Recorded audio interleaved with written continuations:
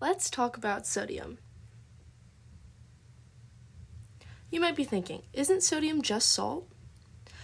Well, actually, it is not. Sodium is the chemical element Na, whereas salt is sodium chloride. So how much sodium should we consume in a day? Well, ideally, it will be less than 2,300 milligrams, which is equal to just 1 teaspoon. Sadly, most Americans actually eat 148% of the daily recommended value, which is around 4,000 to 6,000 milligrams. Your favorite foods might contain more sodium than you think. So what foods contain sodium? One slice of pepperoni pizza has 425 milligrams of sodium.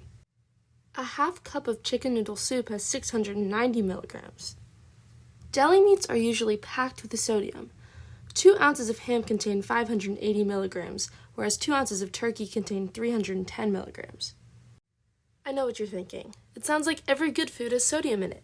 How will I know what I can and cannot eat? Well, just look at the nutrition label. If the label says that that food is less than 5% of your daily value sodium, it is considered low. If it says more than 20% of your daily value, it is considered high sodium. So what is sodium used for? In the body, sodium is very important as it helps balance bodily fluids, plays a key role in sending nerve impulses, and helps muscles contract. You might be asking yourself, what happens when I eat too much sodium? Well, it can lead to increased blood pressure, bloating and swelling, and increased frequency of urination. What you might not know is there's also such thing as eating too little sodium. Low sodium can lead to muscle cramps, nausea and vomiting, and dizziness. You might be worried about eating too much sodium and not know where to start on changing your eating habits. Well, thankfully, we've come up with a full menu that stays within the recommended limits of sodium intake. Start your day off with some oatmeal. You can even throw in some honey and banana. This meal contains low amounts of sodium while also providing lots of potassium, which is good for offsetting the effects of sodium. For lunch, stick to fresh meats, whole grains, and vegetables. A meal like this could look like chicken, seasoned with non-salt herbs such as parsley, oregano, rosemary, and basil. In addition, you can have raw fruits and veggies on the side. Just because you're going low sodium doesn't mean you can't have variety. For dinner, try salmon, which you can cook with lemon and dill to add excellent flavor to the sides of brown rice and some steamed broccoli.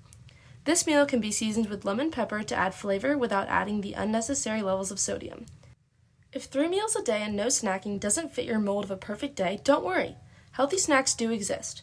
Low-sodium snacks include fresh fruits and veggies, unsalted nuts, peanut butter in moderation, and yogurt. Altogether, the entire day of eating is just under 500 milligrams of sodium, which is just 21.7% of the daily recommended value.